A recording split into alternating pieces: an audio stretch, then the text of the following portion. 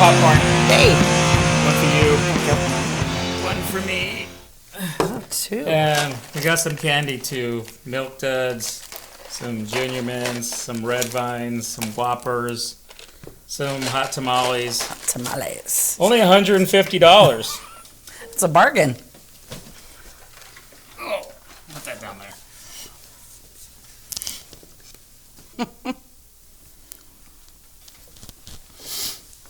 Welcome, friends. Hey, everyone. Welcome to the Greg and Terry Show. And tonight, we're coming to you live from our local theater. They have let us come in and bring our cameras, but we had to bring our own popcorn. Yeah. So there's, that part of it. So then this show, we're going to be talking about movies again. Yes, we wanted to do this show a while back for Valentine's Day, but it didn't work out for various reasons. And we were talking about it like, if you wanted to stay home, have dinner, or you wanted to go to the movies, choosing movies can be very difficult. Very difficult for a couple sometimes.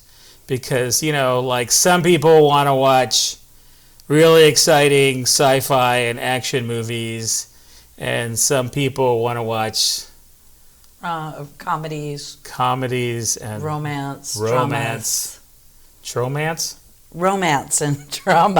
Traumas. That's a good one. Dramas. Ooh.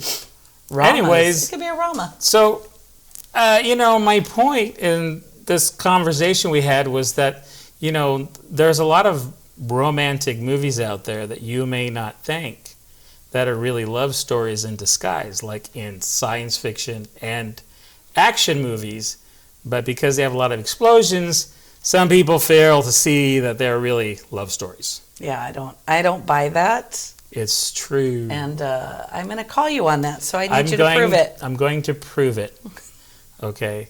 And with that, get ready for for the first movie up there. Okay. So our first movie that we're going to talk about is one of my picks, and it's called Passengers. It's from 2016. Stars Chris Pratt and Jennifer Lawrence, and they are on a spaceship on their way to another world that takes 130 years. Right? And wait, they're on a spaceship for 130 years. Well, it takes 130 years to get to this other planet. Okay. And they're supposed to be asleep. But something goes wrong. So, we're not going to give away the whole movie, although I just did. I'm going to show you a short clip. All right, here it is.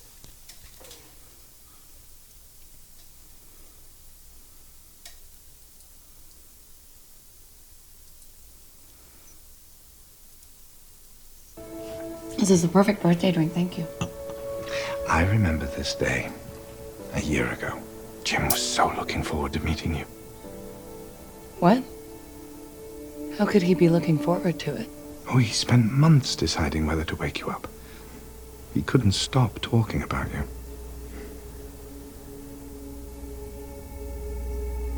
Jim woke me up. Oh, yes. He said it was the hardest decision of his life. But I see it worked out just fine. Oh, that look. Scorned woman.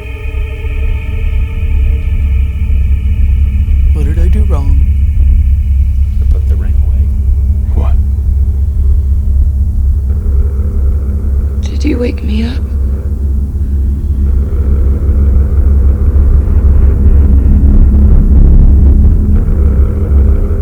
Yes, I woke you up.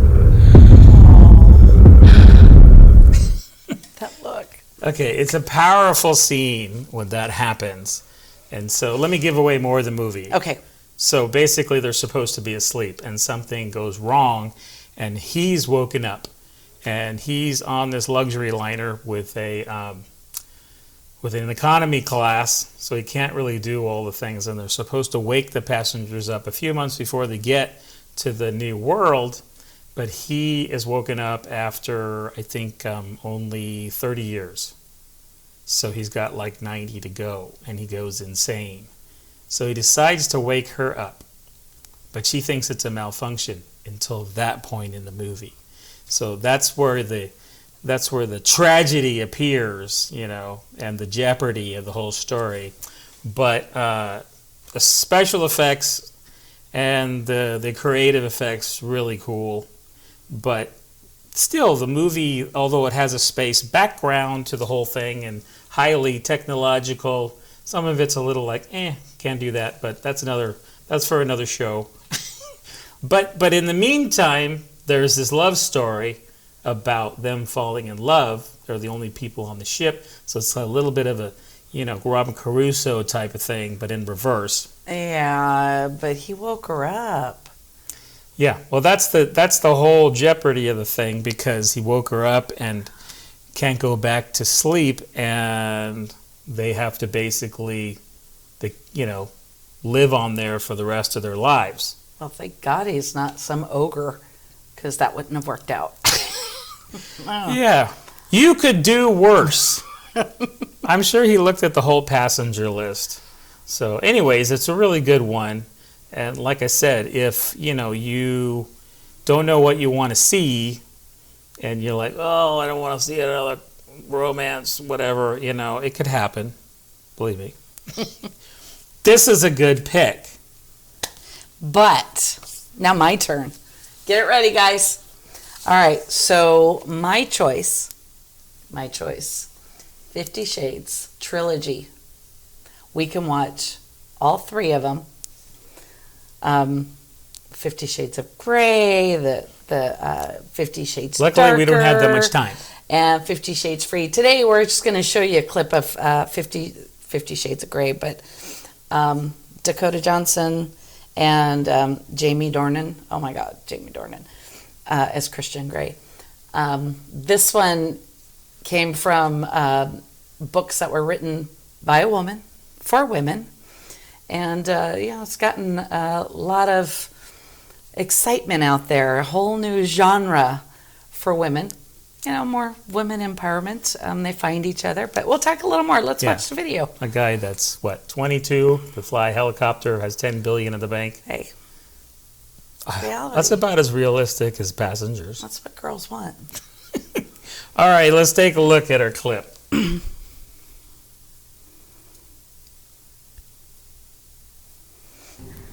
you stock cable ties? Cable ties, yes, we do. I can show you if you want. Cable ties. Please lead the way, Miss Steele. Just Anna. Those are not cable ties, by the way. Is that it? Don't have to name Masking it tape. every time. Are you redecorating? Masking tape. No. That's We duct have tape, not 2-inch masking tape. and 1-inch. But This the is why you truly don't watch them with self-respecting handyman will engineers. have both in his toolbox. Of course you will. Yes, he It's would. rare to find a connoisseur these days.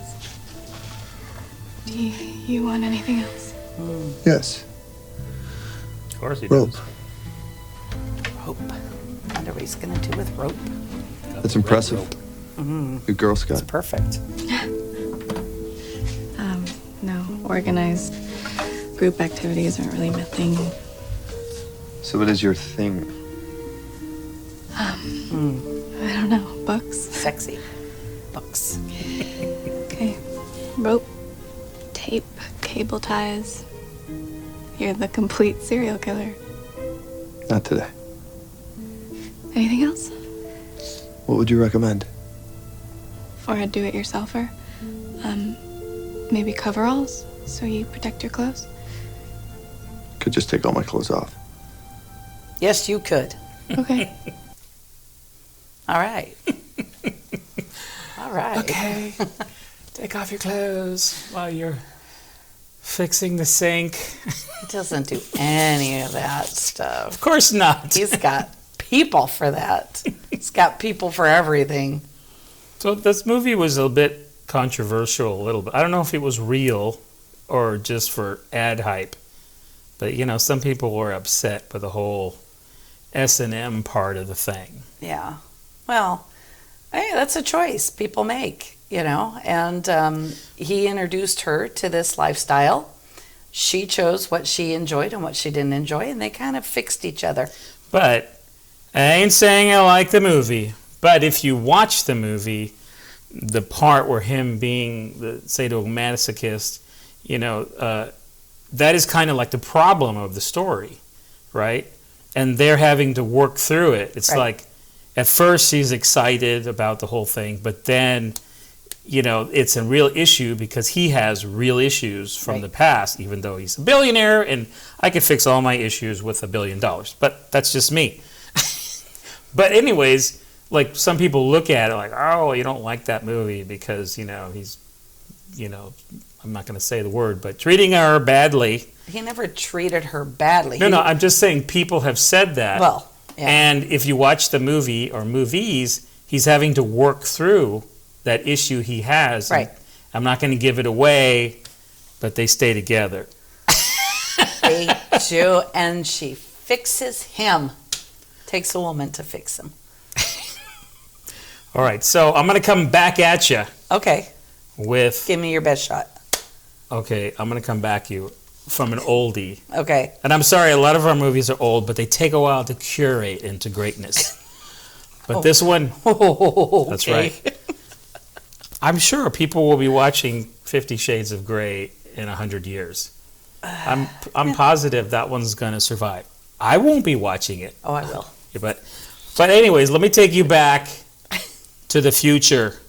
Not that future, but 1984, The Terminator, starring Arnold Schwarzenegger. Oh, wait. That is not a love story. Absolutely The not. en- No The way. entire point of the story. Okay, sorry, it's Arnold Schwarzenegger, Linda. Linnell? Listen, Linda. Linda Hamilton and Michael Biehn. And so, I mean, if you don't know the story of Terminator, I'm sorry, I'm rooting it for you. But basically, the robot goes back in time to kill the leader of the Resistance, Mother. And they fall in love. No, don't Oh. jump ahead. Oh, sorry. And so they also send a human back. Well, they send a robot back. That's Arnold, right? He's the killer cyborg. And so they send another guy back to protect her, right? Yeah. And so he knows who this is, okay? So he goes back to protect her. She doesn't know what's going on because she's a waitress and she's young and she goes out dancing. So she never thought she was going to have to be savior of the world or have, a kid. Anyways, That's a lot of pressure. it is a lot of pressure. Okay. And that's part of the movie. But look, let's watch this most powerful love scene you've ever seen in your life. Okay. Okay, get ready. Scene. You want a tissue? No? Sure. Okay, here we go. I'll take one. So much pain. Pain can be controlled. Shh. You just disconnected. So you feel nothing?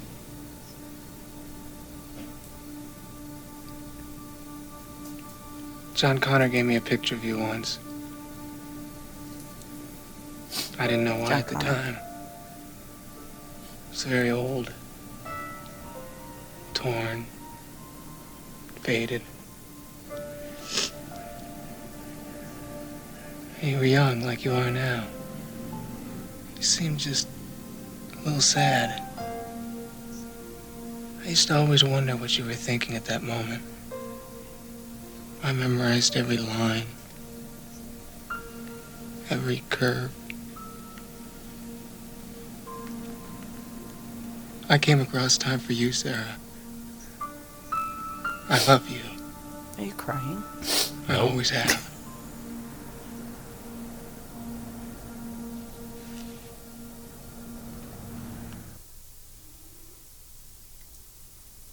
Okay.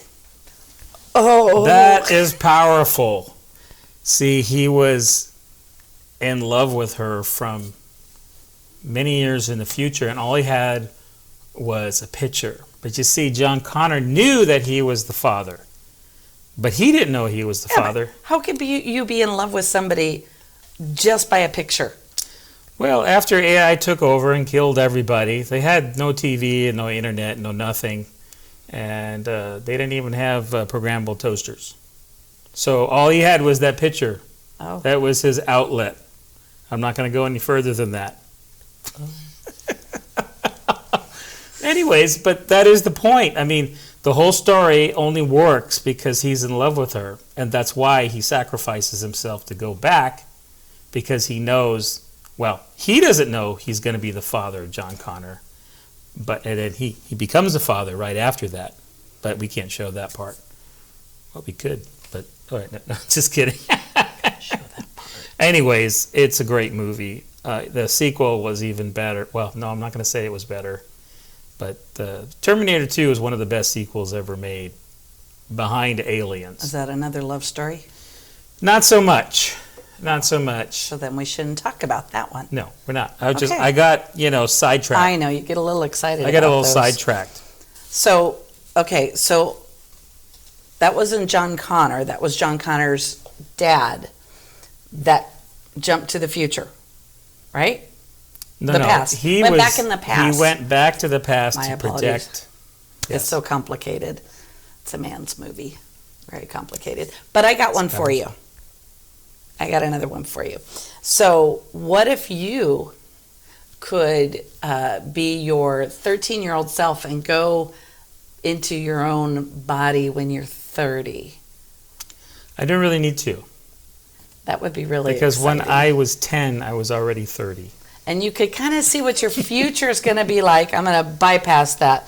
You could see what your future is going to be like. And then if you need to change it, if you can get back. So my movie is 13 going on 30. And I love Mark Ruffalo, The Hulk. the Hulk.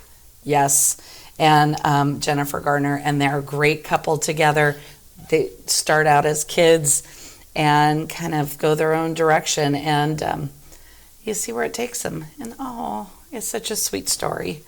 A lot of fun. All right, let's take a look. All right, let's look.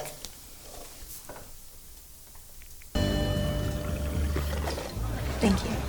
To being 30, I've decided it's going to be totally awesome. Of course it is. You're thin, you're hot, you can get any guy you want. Biatch. Not to mention Biatch, the hottest magazine editor in the world. Second hottest. Tag her first? Deal. And speaking of hot, Mr. Hottie behind you is totally scamming on you right now.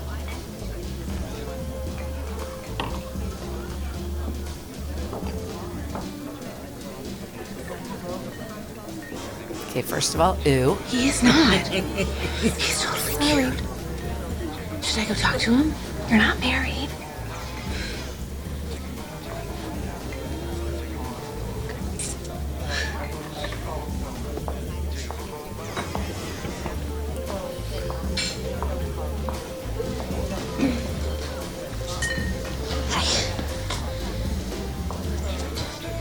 Could I borrow your ketchup? Sure.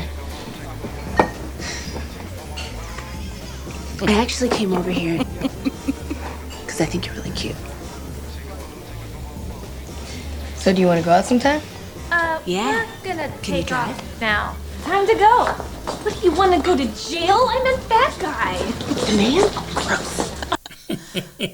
Ew, gross. Okay, now, watching that, you can't think anything weird because you got to remember she's 13. She's just in a grown-up's body. But it's just a fun story. She finds out that she's not the nice person that she thought she was, and she gets to kind of go back and change everything. She grew up She grew up. into an adult. She didn't like what she saw. Yeah. Right. And so then she tries to change her life, kind of Yeah. like second chance. But She found that love that she had that she didn't appreciate when she was 13. this scene here, I like the way they do that because you wouldn't think about that. Like, you know, she's grown up and she's not going to, and she doesn't automatically become an adult. No, You know. her mentality, she's still 13. But, I mean, the other movie, Big, you know, he turns into an adult through that. But this one, she stays the 13 to Right. the whole thing. Right. And, yeah, Oh, that's... I didn't think of that connection with Big. Look at you. Oh, my God. So, what happens at the end? Actually, we I'm couldn't... not going to tell you. I'm There's- just going to say she connects with the man that she's supposed to connect with. And all is wonderful. We couldn't show the Thriller dance sequence No. because of the copyright Right. thing, but that was pretty funny. Watch the movie. I mean, if you haven't, it's a good snuggle up. It came out in 2004. Like I said, Mark Ruffalo, you know, he's yummy. And Jennifer Gardner, I love to watch her. So, Well, her friend Judy Greer, she might not be so nice. no, she's never nice. Just saying. She's never nice. But, you know, if you want love and time travel, you're talking to the right person. Oh, here we go. I know which one You you're going look no further than Back to the Future because it is the power of love. Oh, Yes. oh. I you mean, went think there. about- You went there. Think about, yeah, we can't play the song. Actually, we did on the other special we did, but Yeah, we did. I guess we got away with it because Back to the Future we special. make the sum total of this much. 3. So, anyways, Back to the Future. Back to the Future. Okay, so I'm not going to go into great detail because everybody's seen Back to the Future, and if you haven't, you've been living under a rock.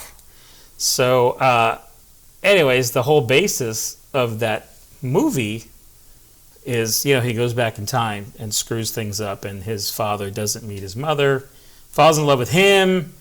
His father falls in love with him? Yeah, it's a very progressive story. Oh, okay. No, he gets in the way of his father, and his mother falls in love with him instead of his father. Right. And then he doesn't exist, and so the whole movie is him trying to get them back together because he thinks it's true love, and you know, then he finds out how difficult things are. Anyways, let me show you a clip, and you'll see what I'm talking about. Okay.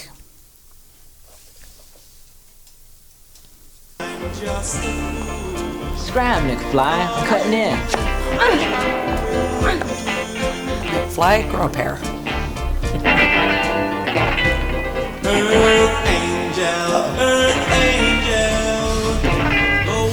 Hey boy, you alright? I can't play.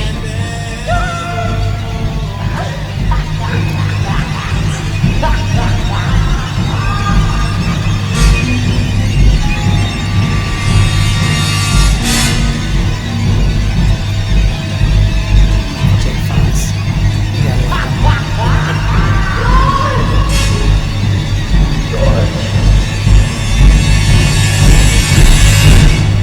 Excuse me.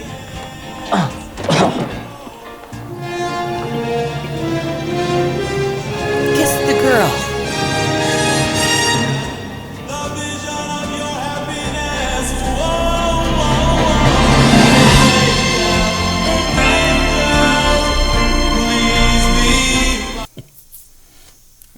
How did he get up so quickly like that? That's what I want to know. Well, he was young. He was young So at the time. Obviously, that's near the end of the movie, but not the end of the story. Yeah. But he has to get his parents back together, and then he goes back home and finds out he changed a few other things, but for the better. Right. But still a love story. He messed with the timeline, though. Well, there was no temporal directive. Oh. There still isn't, not yet.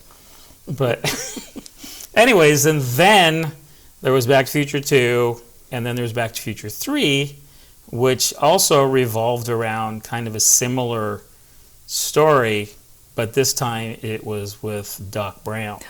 Doc Brown finds love. Right. I like that. Yeah, so, so it still has Michael J. Fox and Christopher Lloyd, but then Mary Steenburgen, she steps in as Clara. Mm-hmm. Let's take a look. All right. You know, Can't go wrong there. I'm almost glad that snake spooked those horses, otherwise we might never have met. Suppose it was destiny. Look at him. Well, thank you for everything. Smitten. You're quite welcome. I will see you again, won't I? Of course, you'll see lots of me, I'm sure. I have a shop in town. I'm a local scientist. A blacksmith. Science? What sort of science? Astronomy? Chemistry? Actually, I'm a student of all sciences. Hey, Doc. You gotta get going. Oh, yes. Well, excuse us, Claire. We have to get going.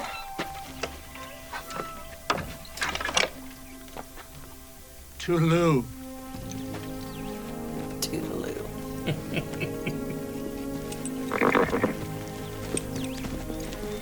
What do you mean you can be seeing lots of her, Doc? Well, I might see her again just in passing.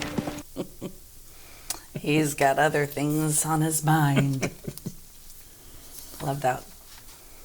It's nice that you kind of it finalizes the whole trilogy. Well, it was the best ending, one of the best trilogies around, and then they're talking about making another one, and I kind of hope they don't because I think they'll screw it up. That would They jump could. in the shark. But I don't think they need to. Again, love story. In fact, he sacrifices himself in the end to save Marty to let him go back to 1985. But can't keep a good scientist down. He figures out how to build another time machine, and there you And go. even better. Even better.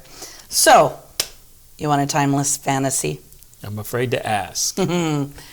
There's one of my favorites, classic from 1998. It's A Tale of Cinderella, but it's with Drew Barrymore and Dougray Scott, and it is a love story of, Cinderella, but a little bit different version, So there aren't two wicked stepsisters. There is one wicked stepsister, and the other stepsister's pretty cool.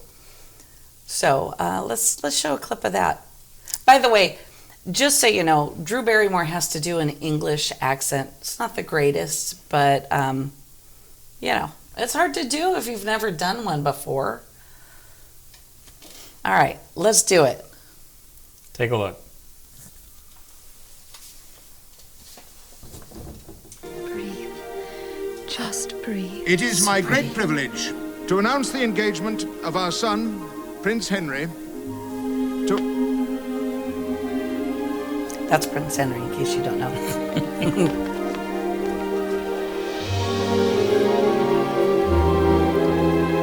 She is not named Cinderella. She's named Danielle de Bergerac.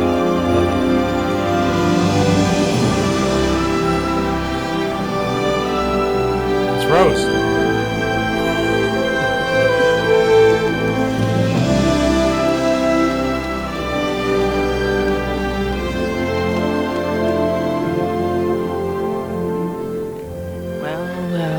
That's the evil stepmother. What have we here? My mother said you were getting married. Adam She was misinformed. Morticia? Yeah. But there is something I must tell you now before another word is Gertie. spoken. Then you're not engaged. I'm not. I was about to make the worst Yes, mistake you of my were. life. Who is she? My guess would be the Comtesse de Lancret. Who? It's not important.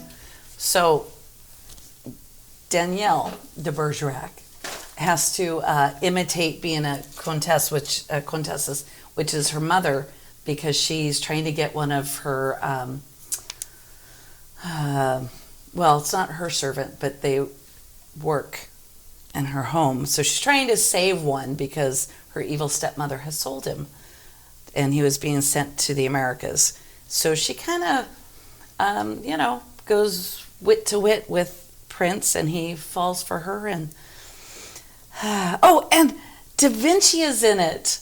It's kind of a fun part. And there's Leonardo. gypsies and Leonardo da Vinci, and there's gypsies, and it's just kind of a fun, enjoyable, romantic romance that happens so long ago. So long ago. So long ago. Been done 100 times. But It's one of my favorite the versions. cinematography in that movie was pretty good. But, it still falls into the, dare I say, Bridgerton kind of movie. We'll talk about the Bridgertons later. Another one.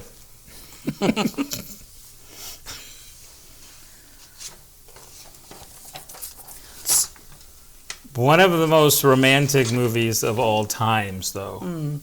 One of the most romantic movies of all time. Last of the Mohegans. Oh, no. It's from a while ago, 1992. The movie has been made many times in TV shows and whatnot. But the 1992 version, with directed by Michael Mann and starring Daniel Day-Lewis and Madeline Stowe. Oops, I shouldn't have done that. Anyways, it is a powerful love story. I mean, it really is. Obviously, he's one of the last of the Mohegans. Right. He's protecting, the Monroe's daughter, and actually the two daughters. Sorry. Right. So, and the Indians are chasing him, the ones that were fighting with the French during the French-Indian War, and so they are after them. It's true. I didn't say it wasn't true. I'm just saying.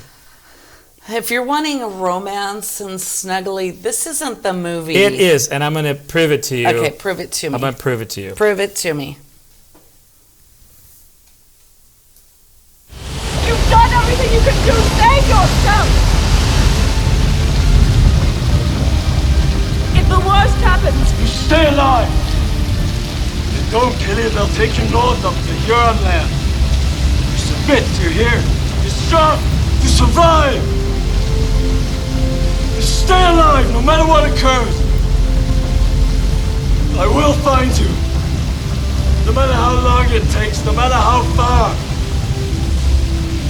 I will find you.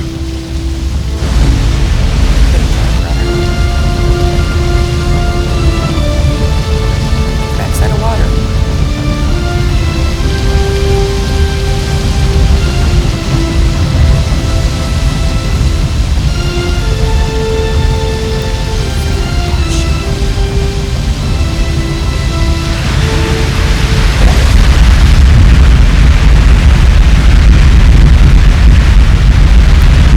Great exit scene. Oh, sure. That's how all the men leave. That's what I say. Oops.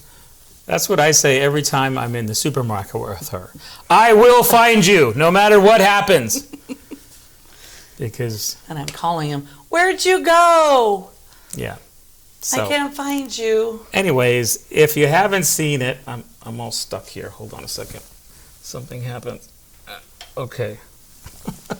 He's stuck. I'm sorry. Technical difficulties. That's what happens when you do stuff live. It happens. It happens. Anyways, I thought it was a great movie, and I've had that movie on VHS and then DVD and Laserdisc and then DVD and then Blu-ray. Now we have it on digital. Wait. What's VHS?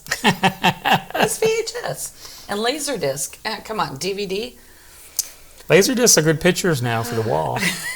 Big movie pictures. They are. Frame them. But it's, like I said, it's a period piece. It's one of my favorite period pieces. Probably only a couple of other ones. But that one is, I thought, it was a powerful love story. The good character development. And, of course, she doesn't like him. She thinks he's a scoundrel and dirty and everything. Get away from me. And then suddenly, take me. Well, yeah, hero. You be my hero. You saved me. I love you. Yeah, of course, that's how women are. They are in the movies. They are. But get the next one ready. Okay. What a better hero in a movie than Richard Gere. Sorry. Richard Gere. Y'all know this movie. Sorry, I wasn't supposed to say that. But Richard Gere, who's wealthy and lonely and just needs somebody for the night, for the weekend, ends up being for the week. Meets up with a hooker who has a heart of gold. Sorry about that. We had a technical mix-hap. So, so we were gonna show a video or a clip of a movie that came out in 1990, directed by Gary Marshall, called, you guessed it, Pretty Woman, and starring Julia Roberts, the infamous Julia Roberts, and Richard Gere. So let's take a quick look.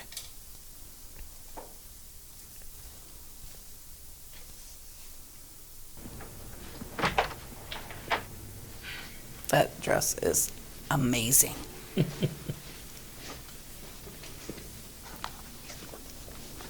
It's probably one of my favorite scenes. Do I look okay? Something's missing. Well, nothing else is going to fit into this dress, I'll tell you that. There's something in this box. I don't want you to get too excited. It's only on loan.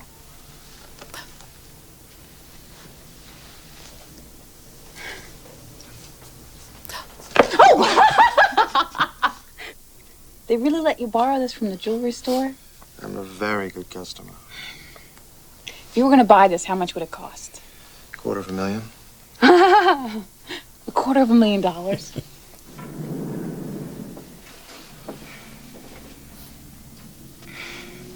So where are we going? It's a surprise. If I forget to tell you later, I had a really good time tonight. Aww. He needed her. She felt important. She found what she needed in life, and not to ruin the ending, but you have to watch the movie. So, Cinderella of the 80s. Yeah. But instead of a servant, she's a hooker. Right. Well, that's a servant. So That's he a servant. saves her from being a hooker. No, it's not. That happens to be what she did for money. Yes, but that's not her worth. He showed her value, her Of course. worth. I'm just pointing out the obvious. And he, Mr. Billionaire who's afraid of heights. I mean, who's afraid of heights? I don't know. Anyway. Depends how high, I guess. I think there's a theme to my movies. I like men with money. Oh, sugar daddy. Lots of rich guys being a hero because why? They got cash? Well, yeah. Okay. I'm going to one-up you on the hero of saving. Okay. One up me. I give you the American James Bond, Harry Tasker, in True Lies. Let's take a look. Okay.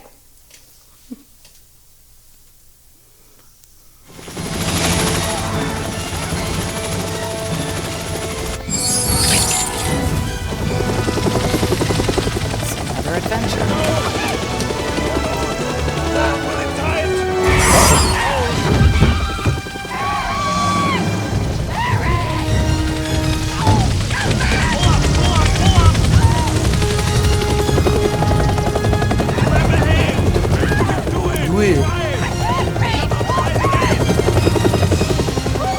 Harry. You better hurry.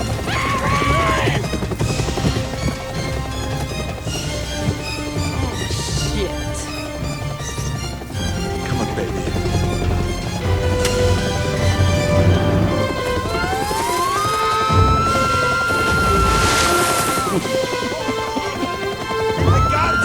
I hope he doesn't drop her.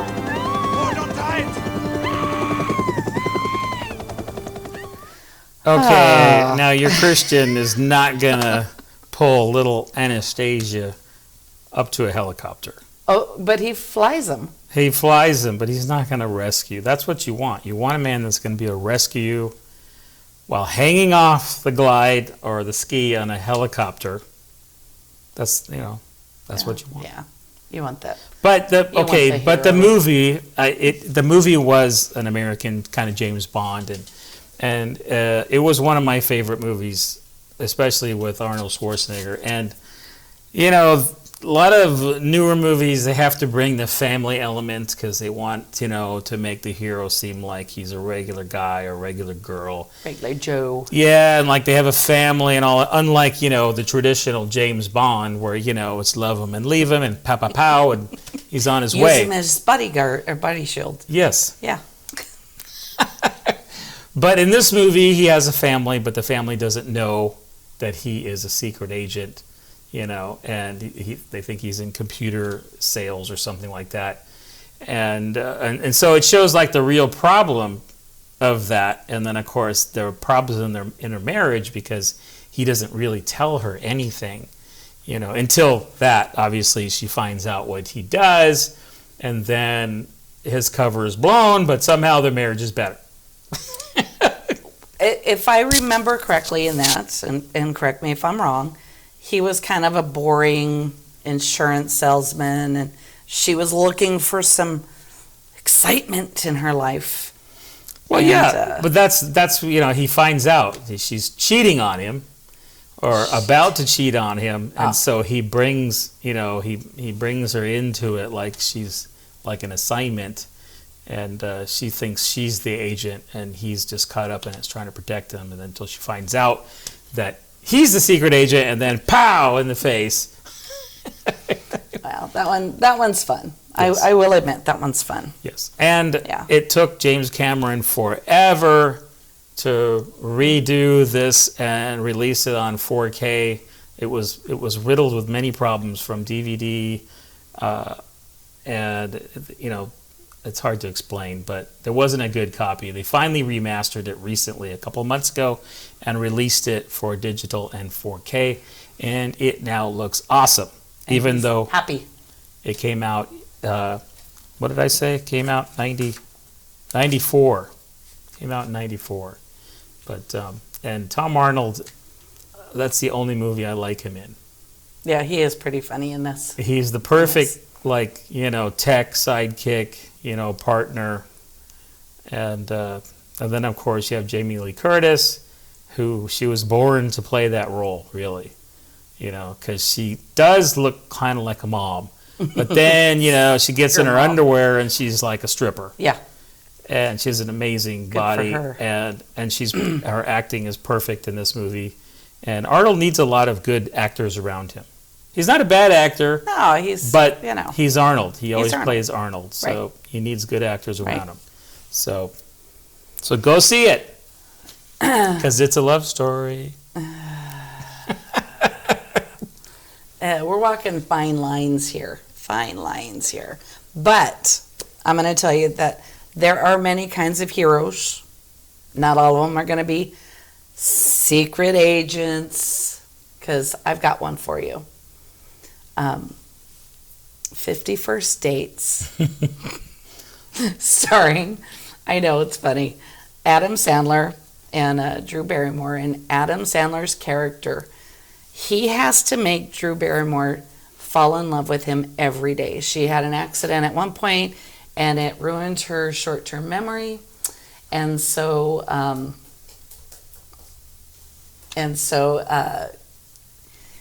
he has to find different ways to make her fall in love with him every single day. Every single day. I mean, for What man, first of all, what man in his right mind would do that? You know, I mean, how good of a woman does it need to be? So, tell you what, let's show that clip. Let's show that clip.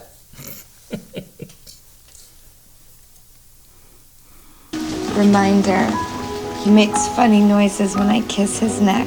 I'm gonna miss that. You sure you don't want me to put that in there?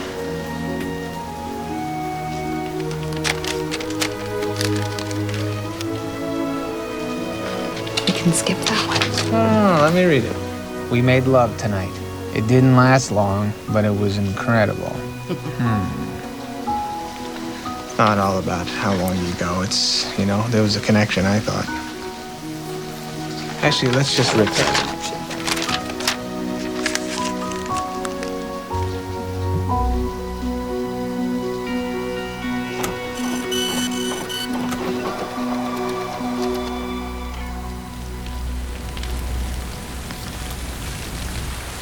That's a VHS tape. There it is. Well, that's that.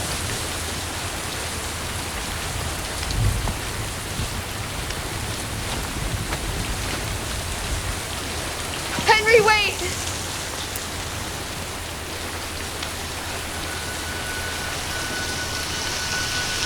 Could I have one last first kiss?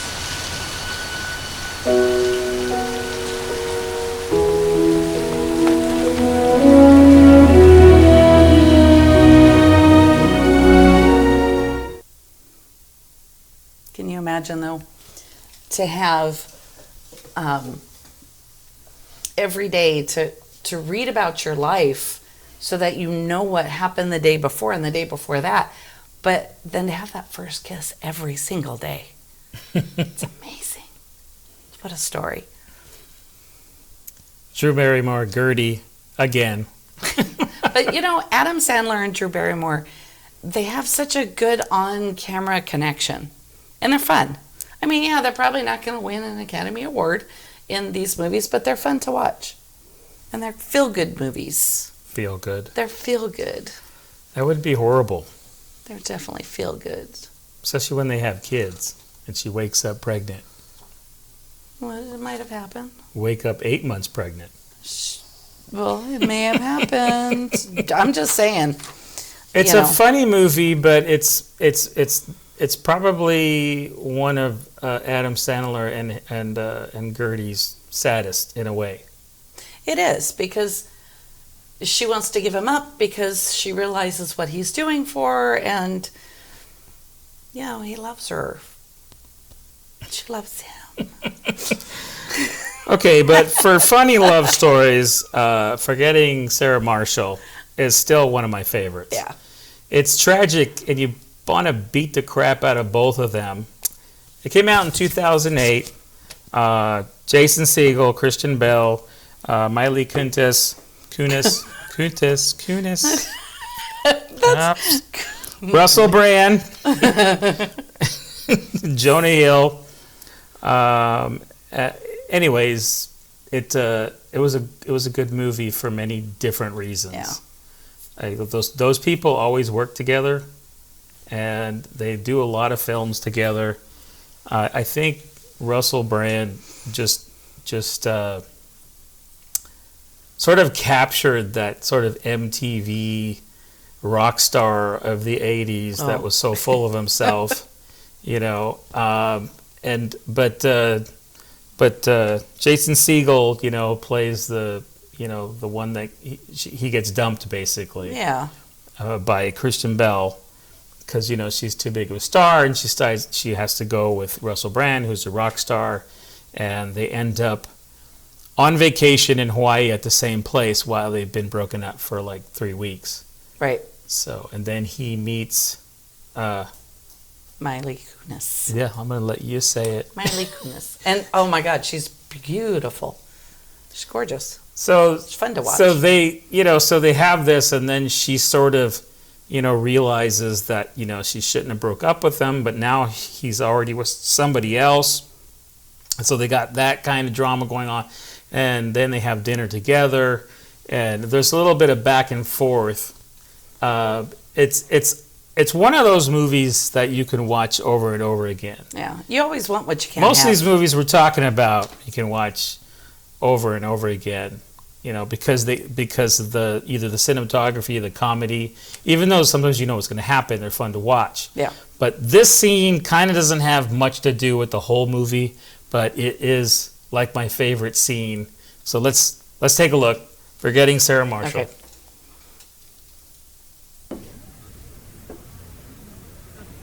You know, I could play something else. I just think out of context, this might be. Dracula musical! Thank you. Dracula musical. Look at that. She is gorgeous. And he's a goob. He's not so bad.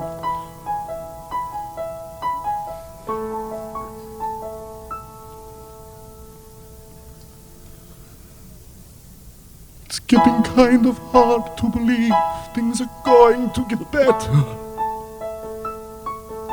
I've been drowning too long to believe that the tide's going to turn. And I've been living too hard to believe things are going to get easier now. I'm still trying to shake off the pain from the lessons I've learned. And if I see Van Helsing, I swear to the Lord I will slay him. Ah, ah, ah, ah, he'd take you from me, but I swear I won't let it be so. Ah, ah, ah, ah, blood will run down his face when he is decapitated. Ah, his head on my mantle is how I will let this world go. Yeah, he likes it. She doesn't. How much I love you. She's like, you're not going home with me.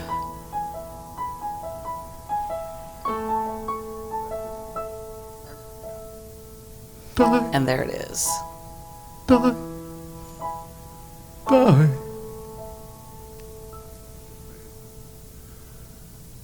I can't.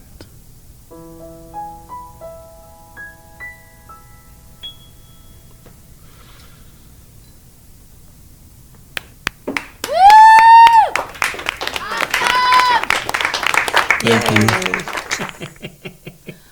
They're like, yeah. They didn't know what that was. Yeah, that's obviously in the movie he plays a composer that he does movies. He does TV soundtracks in Hollywood, but his dream was to do this musical with puppets About Dracula. Yeah, and so that's what he had written, and she forced him to do it at this bar in Hawaii. So, and that's how the love affair starts. That's when it gets real. It does, yeah. I liked it. That's a good one. So, what's next? All right, just staying with this funny movie genre. Let's work with having just friends. Just friends? Just friends.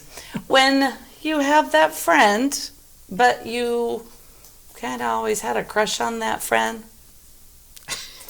And you couldn't really do anything about it because you were in that friend zone and other things happened. That's the key thing, the friend zone. Yeah. So, this is with, oh my God, Ryan Reynolds, right? Amy Smart. And then Anna Faris is hysterical in this movie as she's a pop star and she's a psychotic. Just kind of like the Britney Spears knockoff. But crazier, I think. And Chris Klein that plays this real butthead. Well, they're all from high school. They all knew each other from high school, right? Yeah, And they're high school friends. And Ryan Reynolds was overweight, and Amy Smart was, his best friend. Popular cheerleader, and his best friend, and he really loved her.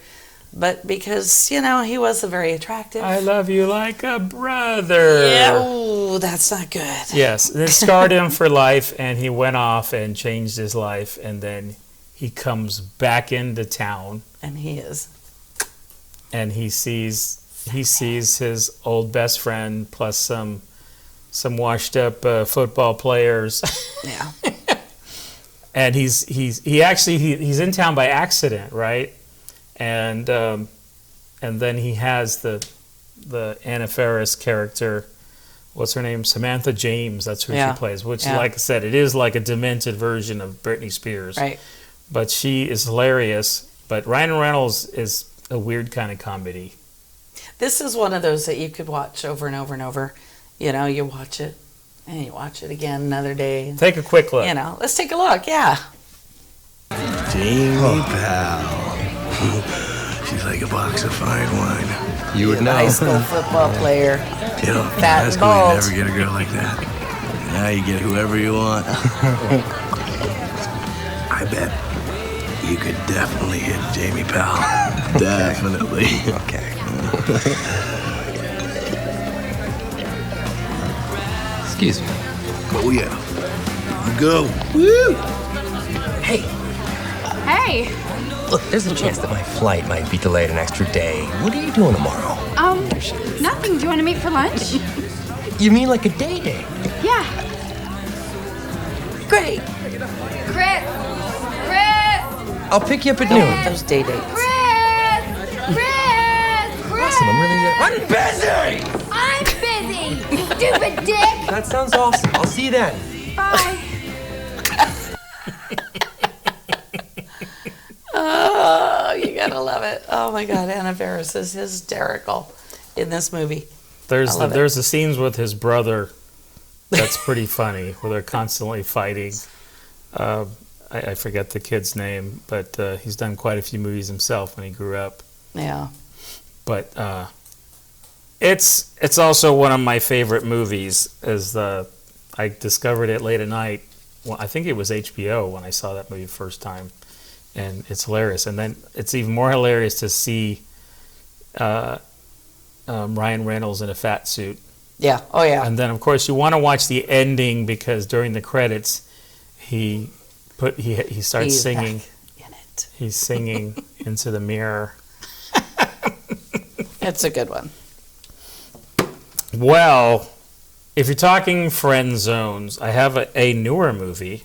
I know a lot of our movies are older that we talk about. But this movie is like the friend zone movie from hell. And it was made in 2020. It's called The Holidate. And you may have heard of it. Emma Roberts, Luke Bracey, and basically they have had their trouble dating people, and they're sort of telling themselves that they're happy being single. And of course their families, like, why don't you date? Why don't you get married? You're going to have kids. And they don't want to. And they meet each other by accident, and they kind of hate each other, but then they decide to be each other's holiday dates. So every holiday they meet, and they're the dates. But then they don't really associate it. Well, they between don't have to holidays. do anything, and they feel freed because they can do whatever they want, you know, and they don't care because they're just friends, but they're telling everybody that they're together, but there's no pressure. So it seems. So you all know how that's going to play out now, don't you? But it does work well. I mean, I believe it was a Netflix movie. And Netflix makes a lot of good movies. Some of them not so good. Yeah. But they make a lot of low-budget movies like this one. Probably wasn't that low budget. I wouldn't say low budget. Maybe go a little lower budget than... It could be. You know. But I don't know. I think I like almost everything that she's in. Emma Roberts, yeah. American Horror Story. I mean, I think that's where she started. She may have been in something before that, but I can't name it off right now. So, anyways, we have a clip, or do we have two clips? I don't remember. I don't know. Let's find out. Roll it. Slum. Stop being a baby. We can put the leaf in. No, thank you. I prefer the singles table. All right, hey kids, let's go check my presents. Come on, let's go. So, Aunt Salome, why didn't you call Rodney? Why didn't you call Rodney? Because I already have a boyfriend. His name is Levi, and he shares his juice boxes with me every day at recess. Oh, good for you, Daisy. You enjoy it while you can. Because one day you are going to walk outside and you're going to catch Levi sharing his juice box with a Starbucks barista named Rainbow. It's not a good day, Daisy. It hurts. It hardens you. And the next thing you know, you're just south of 30, sitting at the kids' table, numbing the pain with a vodka.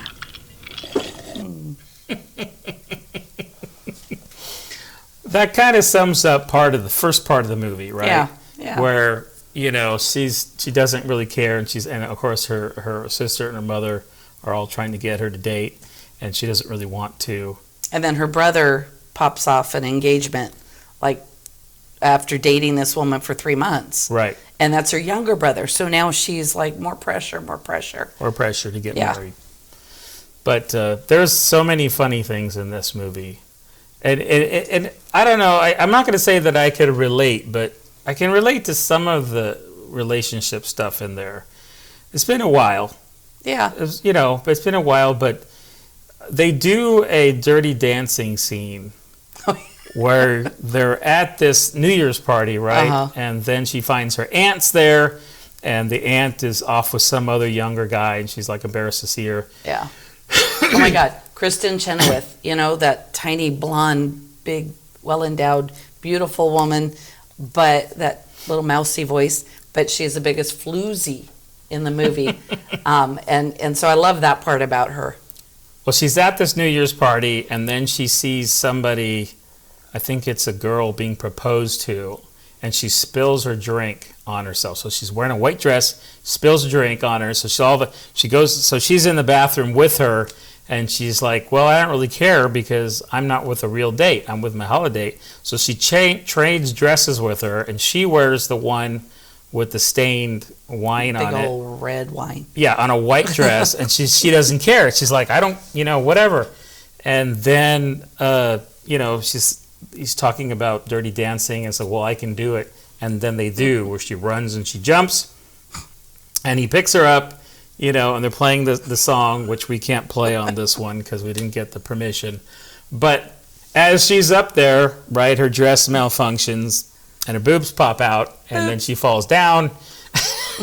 Sorry, I ruined it, but it's pretty funny. There's a few scenes in there, like with them drinking and stuff, and of course, obviously, they get closer and closer to each other, where it finally, oops. Obviously. Which is, why people watch those kinds of movies. This was we have another clip for this movie. So there is one more clip, that you really like. I went back and forth on showing 2 clips for one movie because, we're always running over, which we are. So I'm going to set it up just a little bit. So they're their Halloween date, and he's in charge of the costumes. He gets her somewhat of a complicated costume, and so as they're trick or treating, the nieces are trick or treating. She ends up having some chocolate, but she's going to go to this Halloween party later with her sister and whatever, and then so she's you should eat some chocolate. Anyways, the sister gives her some Tums to settle her stomach, but they're not Tums. Not Tums. So what's going to happen. Let's just take a look. You know what's going to happen. Just rip it. Okay, just. You can feel for her. Just rip it. Just rip it. Just rip it.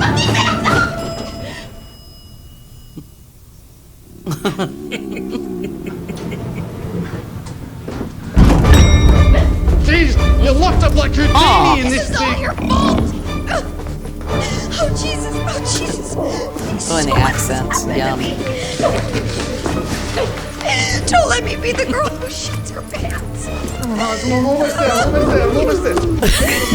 Get it! Door. I don't know if you've ever been there, but yeah, you don't want to be that girl. Come on, you're right. Just let me go. Almost. Wait. I can't.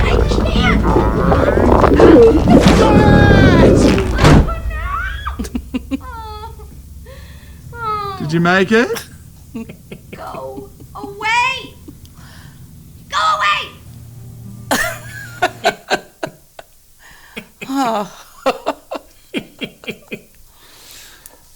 Well, you can kind of see what happens. And if you can live through that with somebody, you will probably stay with them. Yeah.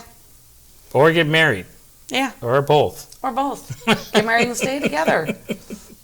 Yeah, if you can do that, absolutely. So there's plenty of misery and love stories, and we're kind of coming together on the stuff that we actually like. I think so. You know, we had some of the far away stuff, but what's the next one? All right. So we've all had our hearts broken, and you know, as you're trying to get over it, it takes time, and your friends around you to kind of get over it, and you know, they get you preoccupied with other things. Anyway, so our story today is called The Wedding Singer, again with Adam Sandler and yes, Drew Barrymore. Again? 1998 again, and yeah, directed by Frank Karashi, and just a good story. But the music is amazing, costumes are fun, the whole story is just bright and colorful and cheery. And it is bright, but this scene that we have is the darker part where he was about to get married, being the wedding singer, he's about to get married, he gets dumped on the altar. Yeah. Then he has to go back to work to other weddings and be the wedding singer, and he's not too happy. No. So. But best scene, I think, in the whole movie. So from 1998. Yep. The Wedding Singer. The Wedding Singer. Let's take a look. Now let's cut this stupid cake, because I know the fat guy's going to have a heart attack if we don't eat again soon. And while we do that, here's a little mood music for you.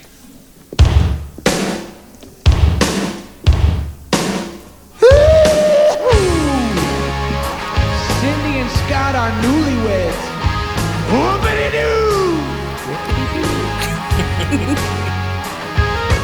He loves her, but she loves this guy right here. And he loves somebody else. You just can't win. And so it goes until the day you die. This thing they call love is gonna make you cry. I hate you. I've had the blues, the rich and the pinks. One thing's for sure. Love stinks? Love stinks. Yeah, yeah. Love stinks. Love stinks. Yeah, yeah. Love stinks? Love stinks. Yeah, yeah. Love stinks. Love stinks. Yeah, yeah.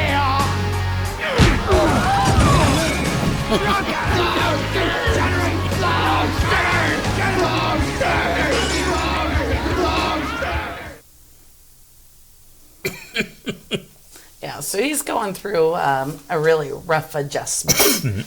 Sorry. That's okay. Sorry. But Drew Barrymore is Julia Sullivan, who is going to get married to her fiance, and she kind of gets him involved with the wedding planning, and they become friends and find out that they were actually, I'm going to ruin it, meant to be together.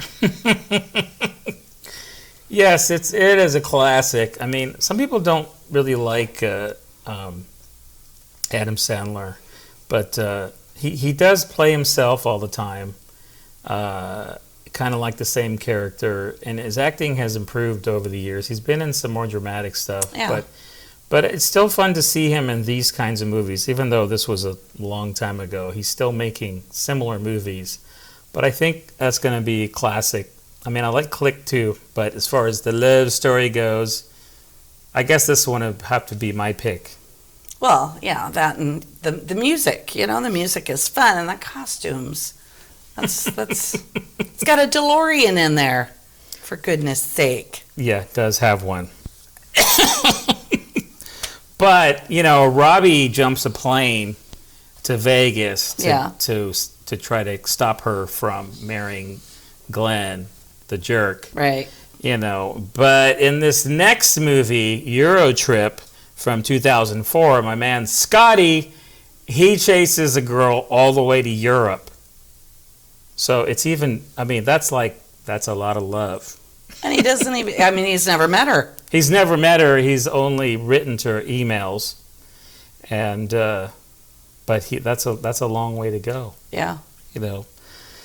But, so anyways, in Eurotrip, it's 2004, like I said, Scott Micklewitz like Michelle Trachtenberg, Jacob Pitts, Travis Wester. Anyways, so they graduate from high school, and Scotty, who's kind of like the main character, he gets dumped from his, high school girlfriend. And, and she's been cheating on him the whole time. And, so he has this pen pal in Europe who he thinks is a man, but it's not. And so he says, like, we should come meet. And he thinks, like, oh, I don't want any of that. And then his little brother tells him, it's not Mike, it's Mickey, right? It's Michelle. And then he finds a picture of her, like, okay. So he sends a nasty email to her, and then he has to go to Europe to find her to tell him he was wrong and he was an idiot. So he goes to Europe with his 3 friends, and 2 of them already had planned to go to Europe for their, graduation trip. And they get into a lot of adventures trying to find them. Some of it's a little corny. Yeah. Some of it's a little corny, but excuse me. I can relate to a lot of the travel things. Yeah, I bet I had you could. traveled a lot. And, of course, some of it's really outlandish and not true about these other countries. But there's an element of truth in everything that they do that makes it even funnier. So we have 2 clips for this movie. So the first one I kind of already explained, but let's just take a look. Okay. Next year you graduate, join me at college. See, it's just like we planned. Scott, we need to talk. Yeah, about what? About me dumping you. Oh, it's not good. There he is, the graduate and his beautiful girlfriend. Okay. Smile, you too. This is the small one. Action. Dad, Mom, Grandma, Uncle Moke. I'm gonna need a minute here, okay? What do you mean you're dumping me? Scott, I just can't take all the lying and cheating on each other anymore. Stop it. What are you talking about, sweetie? I never cheated on you. I know, that's what makes this so hard. You're looking good, you guys. Scotty, it's not you. It's me. There I go, lying again. No, it was you. You're just so predictable. Smile. Boring. So that's it. Here's your letter jacket back. Goodbye. This isn't mine. There's little brother. Now she's a keeper, huh? Oh my God. Fiona!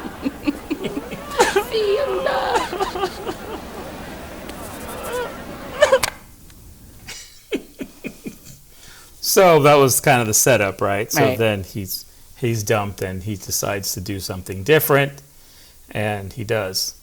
So they do go to Europe and they have a lot of adventures, and of course the one friend that's not in that clip, the wild one, The wild one. finds the nude beaches in I forgot what country they were in.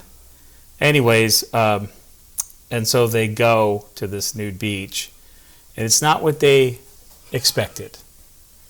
So Terry doesn't want me to play this one, but I'm going to play it anyway. Yeah. It's clean. Take a look. Roll them. There are so many penises. Fromers tried to tell you, but you just didn't listen. This is the biggest sausage fest on Earth. It's the International House of Sausage. Hey! Thanks for waiting. Well, it's not like you're missing anything. It's all guys. At least the sun's out.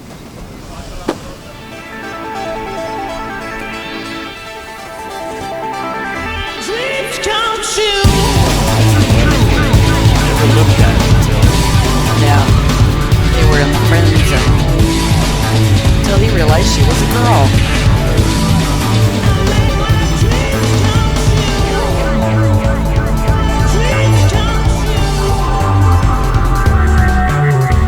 Holy crap!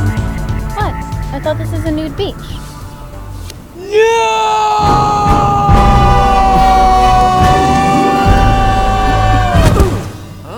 No, No, Teddy, you That's her gotta, twin you gotta brother.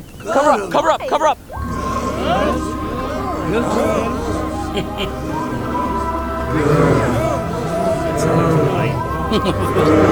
Living caveman.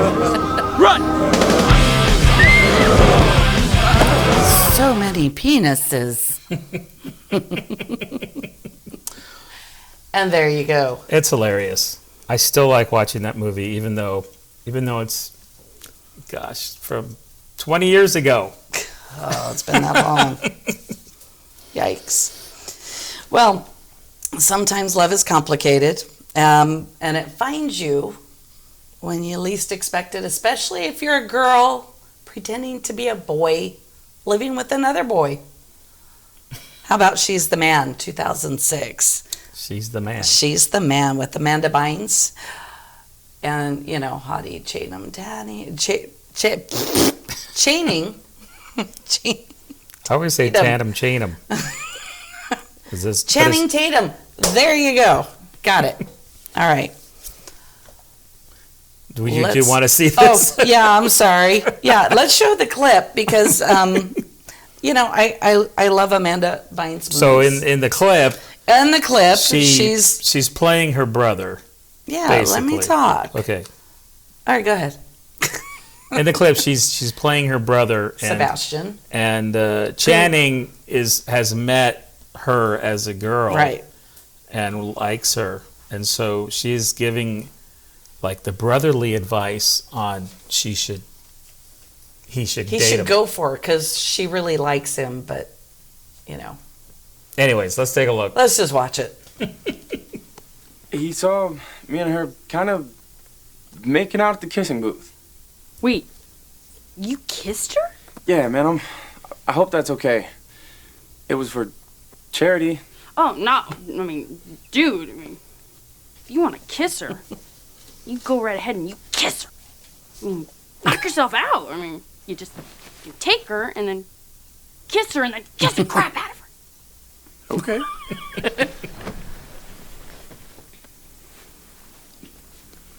So, do you like her? I don't know. Can we not talk about this? I don't know. She's your sister. It's kind of weird. Oh, right. Just, you know, I just thinking that you liked her, then maybe you should ask her out. And just, I don't know, forget about Olivia? Well, I mean, speaking as a completely objective third-party outsider with absolutely no personal interest in the matter, I am not sure that you and Olivia really mesh well together, you know? I mean, but you and Viola... Yes, complete outside. Complete. Be magic. I don't know. What does your heart tell you? Huh? I mean, which one would you rather see naked? Why do you always do that? Because women think that's how men think, or boys. Well, that's what she was trying to do. Yeah, but, you know, it gets really complicated. He likes Olivia likes Sebastian, which is her, but she really likes him, and she just wanted to learn, or to be able to play soccer. She just wanted to play soccer. On the boys' team, because the girls' team was cut. So well, no, at the time she couldn't play, right? She couldn't because the girls' team got cut at the school she was at, and then her boyfriend was a jerk, and so anyway, so she chose to go to this school where her brother was going to go to, and her brother took off, and so she became Sebastian with the help of a friend, and it just this intertwined love mess, and it. You know, it's going to be all kinds of ruses to make mess. Her look like a man. Right. And then her friends trying to make it look like she's a popular guy so that she can win over the buddy friends. Right. So, yeah. Yeah.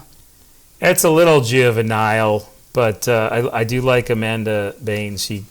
She kind of dropped out of movies for a while, but she was great in Big Fat Liar. Big Fat Liar. That's a good one. Not a love story, but we won't talk about complicated? That. It's complicated too. So, speaking of complicated, 10 Things I Hate About You. What? 10 things? 1999 movie. Julia Stiles, Heath Ledger, which is sort of a modern version of Shakespeare's Taming of the Shrew. And there's many evil plots to capture the hearts of the ones they desire. That's pretty good, right? Yeah. Julia Stiles, she had reason to have this wall up. She has big walls because of what happened in high school. Right. So she's just studying and she doesn't want to date anybody or not even really be friends with anybody. So she's really into herself and her art. And, then she has a younger sister that wants to date. And they have a single parent. So their father takes care of them, and he's worried that they're going to date too young. Well, and he's an obstetrician, so he sees a lot of younger pregnancies. Right. So, that's what he's worried about that. Right. And then the father says, you can only date if your older sister, Kate, starts dating. And he's figured he's safe because Kate's not going to date until after she's out of high school. Or Kat, yeah. Kat. What did I say? Kate? You said Kate. Okay, so Kat, right. And so, and the younger sister is Bianca. Right. And so everybody wants to date Bianca. And everybody's trying to date her. So who's the kid, the nerd? Is it David? Anyways, they had to plan to pay Heath Ledger to date Kat, and then if she goes out, then the younger sister will be able to go out. Right.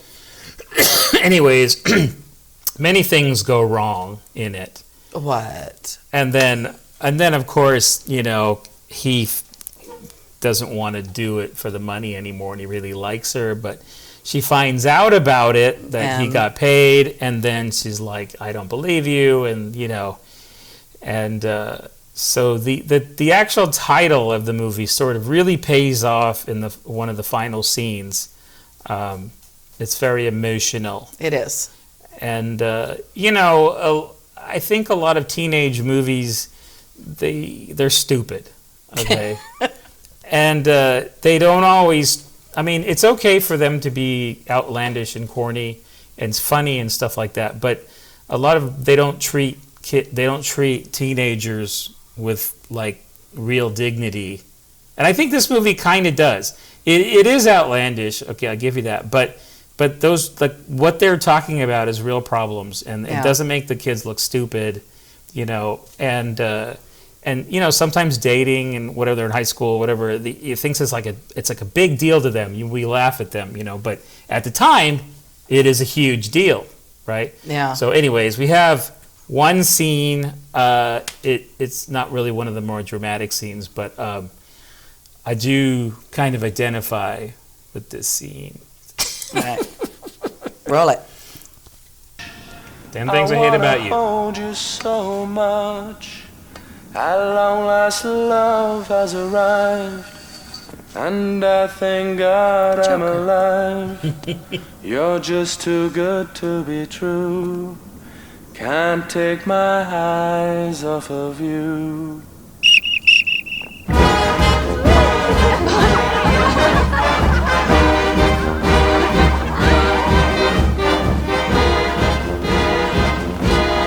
You don't do that for me. I do. I haven't seen a high school band. Oh, well, I did karaoke. And if it's quite alright, That- baby, to warm the lonely night, I love you, baby. Trust in me when I say, oh, pretty baby, don't bring me down, I pray. Oh, pretty baby, now that I found you, stay and let me love you, baby.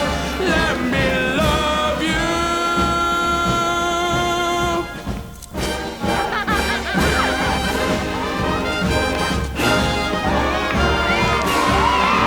I think he gets detention after that.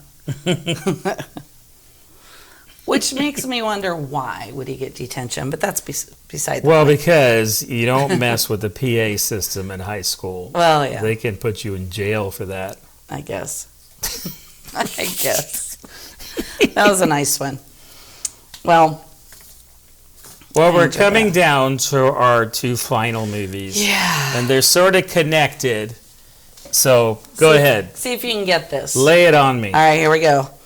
I'll have what she's having. Where do you think that came from? Yep, it's classic tale between Billy Crystal, Meg Ryan, When Harry Met Sally. When Harry Met Sally. Yeah.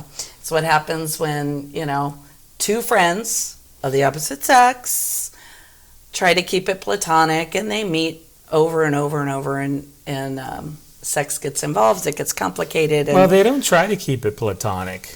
They did. She in the wants beginning. nothing to do with him. They hate each other. Yeah. So That's because he's kind of obnoxious.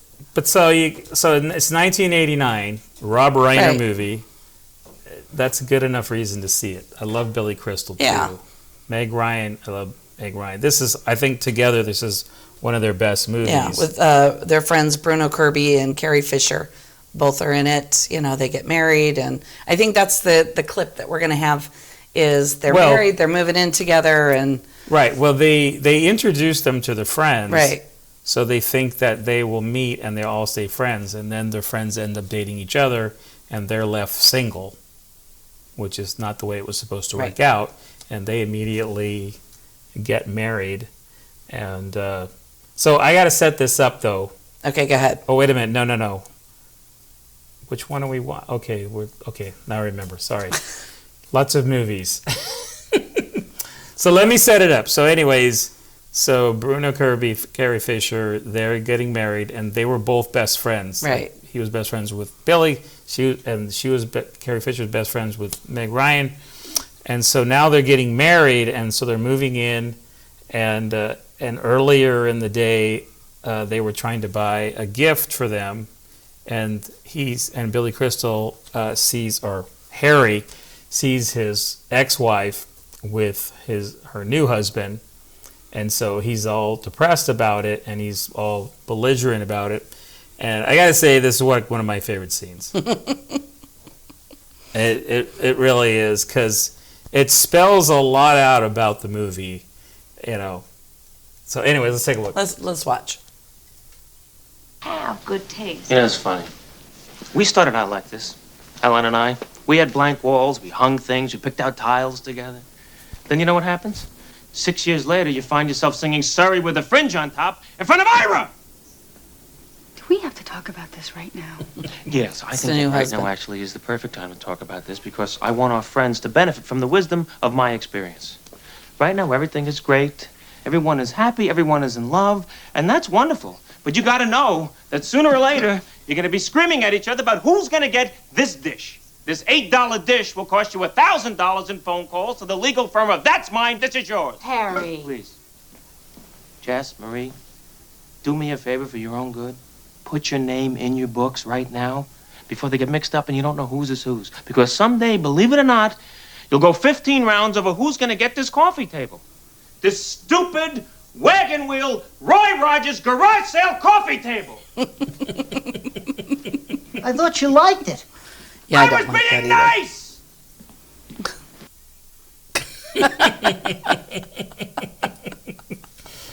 I love him in that movie. I mean, he has that dark anger, and he thinks he knows everything about everything until the end, where he finds out that he was wrong about everything, But it's funny when you look at movies like that in the 80s, and it's like everybody had their little rules for dating and what you should do. Oh, don't call too early. Wait 3 days. That kind of crap. Yeah. And so you don't want to seem too desperate. Okay, it's kind of funny because this next movie, which is also one of my favorite movies about Yes. relationships, it's called He's Just Not That Into You. And it came out in 2009. And it has all kinds of stars: Ben Affleck, Jennifer Aniston, Drew Barrymore, Jennifer Connelly, Kevin Nolan, Bradley Cooper, Scarlett Johansson, and Jennifer Goodwin with a G? Yeah. Okay. She plays Gigi. Okay, yeah. So she's kind of the star. And we have... do we have 2 clips? I think we have 2 clips from It this might one. be. Right. Might be. So, anyways, it's there is. a movie that has like a bunch of relationships, and most of them know each other, but they sort of intersect in different ways. And it's kind of like the song from The Wedding Singer. You know, he loves him, but she loves him, and he loves her. And so they actually put that together, and there are some funny parts in it, but there are some really sad parts about it. And the beginning of the movie speaks so loudly about misconceptions. Yes. Where, you know, Gigi, as a little girl, she's out in the park, and this little boy hits her, you know, or something like that, right? And then she goes crying to her mother, and the mother says, "Well, that means he likes you." And then we've all said that to and somebody. ruins her for the rest of her life. Yeah. And her and her friends are talking about, well, you know, you should call him back. Well, what if I'm not there, you know? And like, he might have called me. And so Gigi, through a mutual friend, meets Justin Long, who's a bartender, and he is a straight shooter and tries to help her. And so this is what this scene is, and I think of this whole show, it's kind of one of the more important things. Yeah, and it kind of shows the difference between the female psyche and the male. You know, our perspectives are different, especially when we're wanting more, you know, just really hoping for that romantic connection. And, you know, not being able to take that step back and get that perspective. And you can't make somebody like you. Yeah, right. And you have to move on. Well, yeah. Some people have to move on. Move on. Go away. Not going to happen. Because, you know, anyways, don't get me started. So let's look at the clip. Let's look at the clip. Let's look at the clip. Little girl, so I'm just going to be honest with you. Connor's never going to call you. Oh, really? How do you know? Because I'm a guy, and it's just how we do it. He said it was nice meeting me. I don't care if he said you were his favorite female since his mommy and Joni Cunningham. Over a week went by, okay, Gigi? And he didn't call you. But maybe he did call and I didn't get the message. Or maybe he lost my number. There you go. Or is out of town. Or got hit by a cab. Or his grandma died. Or maybe he just didn't call because he has no interest in seeing you again. Yeah. That's harsh. But my friend Terry once went out with a guy who never called. She totally wrote him off. Over a year goes by. Right. And she ran into him, and it ended up that they... Yeah, your friend Terry's an idiot, and she's also the exception, by the way. The rare exception. Okay, okay. But what if I'm the exception? No, you're not. You're not at all. In fact, you're the rule. And the rule is this. If a guy doesn't call you, he doesn't want to call you. Really? Yeah. Always. Yeah, always. Look, I know what blowing off a woman looks like, okay? I do it early, I do it often. So trust me when I say, if a guy is treating you like he doesn't give a shit, he genuinely doesn't give a shit. No exceptions. Got it, ladies? Listen.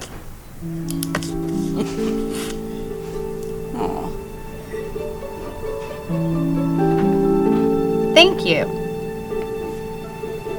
Giving me a lot to think about. And that sums it up. There you go. If he treats you like shit, he doesn't like you. Yeah, move on.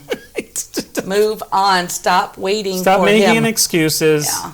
I'm sorry, I'm getting emotionally attached to the whole story. Don't. I've just seen it so many times where the excuses and the excuses, you know, I'm not saying it's just the man, okay, but in this particular thing that we're talking about, it's like, okay, well, he doesn't do this for you. Well, he doesn't do that for you. Well, he doesn't care. Yeah. Move on. And that's what this movie is kind of about. And then she gets this revelation, and then she becomes a stronger one out of her friends. And her friends are still telling him, well, he's going to call. Well, he could be, he could be the one. It's like, well, if I don't know where he is, how do I know if my husband's married to somebody else? What? What? It's silly. It is. But it's so true. Bradley Cooper is in this, and he's with Jennifer Connelly. They're married, and he has, issues with her. But he's trying to be the good husband, but he ends up not being. Yeah. And she wasn't really the good wife, though. I mean, they both wanted different things, but I think they thought they had to be together. So they weren't honest with each other. But they were trying to do the right thing, even though they didn't want to. Right. Which is, yeah. How many times have we seen that? It's funny is people have said that to us, like, we're the exception. People say, oh, well, you can't do this, you can't do this. And they were like, well, we don't have that problem. Oh, but you're the exception. Okay, fine, we're the exception. We just do things that make us happy, and we don't do things that don't make us happy. Yeah, we do these. Sometimes we have to do stuff we don't want, but that's not the point of the story. Right. So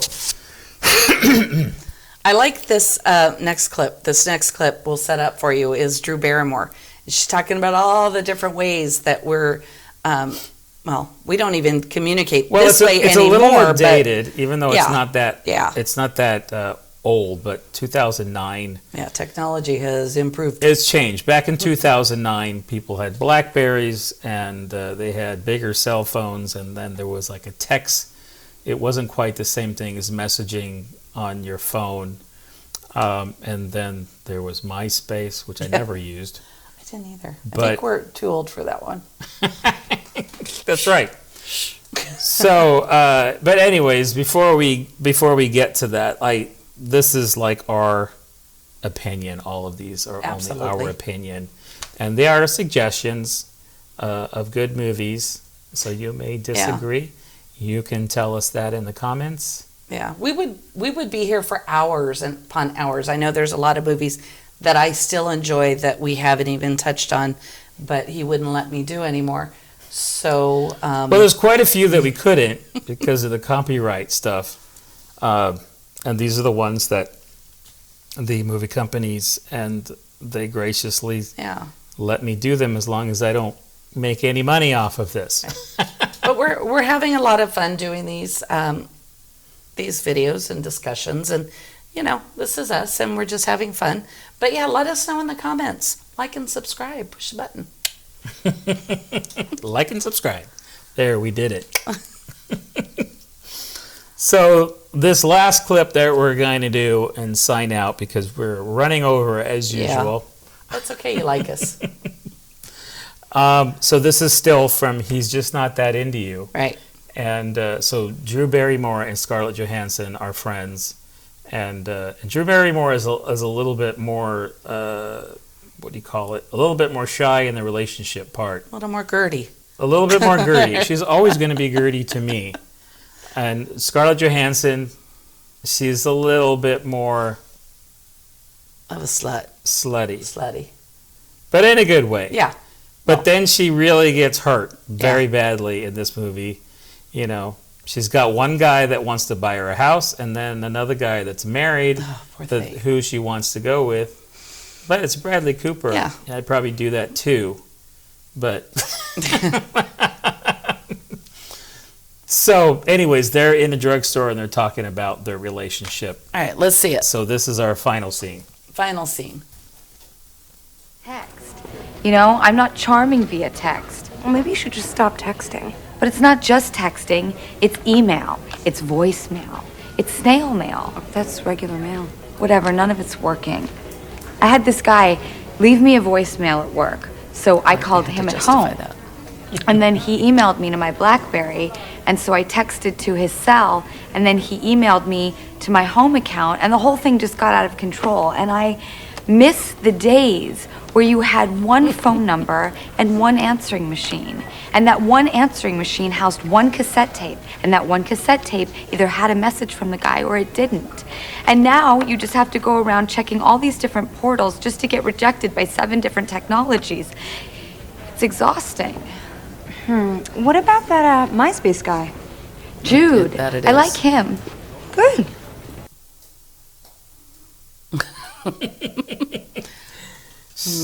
She likes him. She does. Doesn't learn. Yeah, no. But you remember how empowering it was when, well, I mean, when I was still living at my parents' house, I got my own phone line, and it was exciting. I Yeah, felt I like did. I felt like my room was an apartment because I had my own phone and my own answering machine, and I could talk on the phone in the middle of the night without my mother picking up the phone and say, "Who are you talking to?" Yeah, I never got that opportunity. I was empowered when I got my first pager. I just dated myself. Pager. A pager. Back in the day. Back in the day. It was pagers were short-lived before they Yeah. went from like the text pagers Right. and then right to cell phones, and then they disappeared pretty And those are quickly. gone. Anyways, that is our 19 movies of romance movies that you can watch together Yeah. and still feel like, you know, you're Yeah. watching something together that's romantic. Yeah. Whether it's adventure or sci-fi, there's something for everybody. If you haven't seen Last of the Mohegans, I would suggest watching it. Daniel Day-Lewis doesn't get any sexier than that. There's scenes where he's running to the forest trying to save her, and there's Indians, and they're running, and they only have one shot in their rifles, and they're slow motion. The other guy's loading, pulls another one, and of course he's the master, you know, expert shot with a long gun. Yeah. So there's that part of it. That was But meant for you. cinematography was incredible in that movie. That's true. That is true. So, what is your favorite out of all of those? Out of your pick or my pick? Well, your pick, whatever. Oh, I don't know.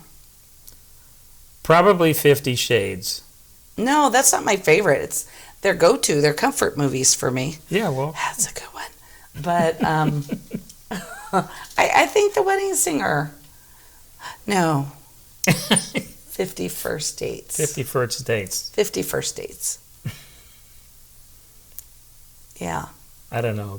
I have too many favorite movies. Yeah. But I think what I said there was a pretty good representative of what I think is romantic. Now, towards the end, like we come together on a lot of those movies, and then when we were putting this show together, we rewatched them all. It took quite a bit of time to put this together, but we also had to watch the movies again so that we would have something legitimate to say, like, well, I saw that movie 30 years ago. Yeah. Actually, most the movies that I presented on my side, I have seen over and over and over and over and over. So, yes, I've seen The Last of the Mohicans once. Once. Once. No, maybe twice. You don't know. It might have been twice. It's possible, like early on and then again. So I don't remember. Anyways, they're gonna flip the lights on us. Yeah. So we gotta go. Thanks for joining us, though. Thanks for watching, and it was fun. This is probably the most complicated live show we've ever done. Yeah. So we're getting there. Here we are. Lots of mistakes, few technical difficulties, but hey, we did it. So, Greg and Terry signing out. Watch those movies.